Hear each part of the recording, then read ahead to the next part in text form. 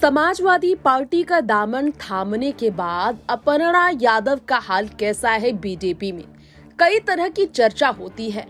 हम अगर उनकी स्थिति की बात करें तो ये कहना गलत नहीं होगा कि आज अपर्णा यादव की स्थिति बीजेपी में बिल्कुल वैसी है जैसी स्थिति बीजेपी में आज मेनका गांधी की है। मेनका भी अपने परिवार के खिलाफ जाकर, गांधी परिवार से अलग होकर, पारिवारिक पार्टी से अलग, कांग्रेस से अलग, गांधी परिवार से अलग, सास इंदिरा गांधी की रणनीतियों से अलग, उनकी बनी बनाई मेहनत की पार्टी से अलग, उन्होंने चुना बीजेपी की रास्ते को।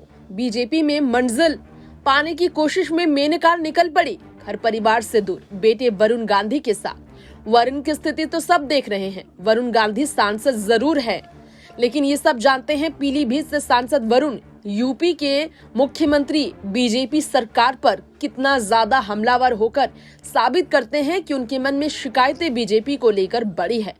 और इस बार जिस तरह से मेनका गांधी को राष्ट्रीय कार्यकारिणी से अलग किया गया, वरुण के साथ साथ पीएम मोदी के दूसरे अंतराल में जब उन्हें नहीं बुलाया गया कार्यकाल में, और इसके अलावा जब बीते साल गुजरात विधानसभा चुनाव में स्टार प्रचारकों की सूची में उत्तर प्रदेश के बड़े नेताओं के नाम दर्ज होने के बावजूद देश भर के बड़े नेताओं में बीजेपी से ना तो मेनका का नाम था ना तो वरुण का।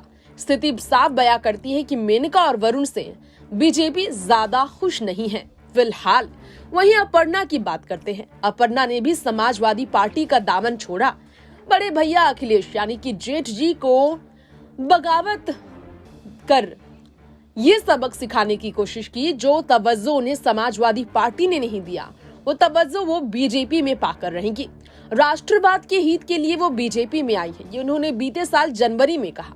1 साल गुजर गया है, 1 महीना और गुजरने को है, लेकिन अपर्णा की स्थिति पर अब तक बीजेपी कोई फैसला नहीं ले पाई है।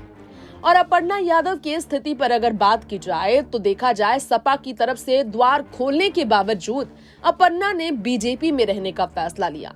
सिर्फ और सिर्फ कार्यकर्ता के तौर पर अपर्णा यहाँ चर्चा में है, जो बहुत बड़े बैठकों का ना हिस्सा होती है, ना तो अब तक उन्हें कोई जिम्मेदारी दी गई है। स्थिति साफ है कि परिवार से अलग होकर भी, बीजेपी में होकर भी इन 2 बड़े नेताओं की पहचान अब तक देखा जाए तो किसी स्थिति पर कहने के काबिल नहीं।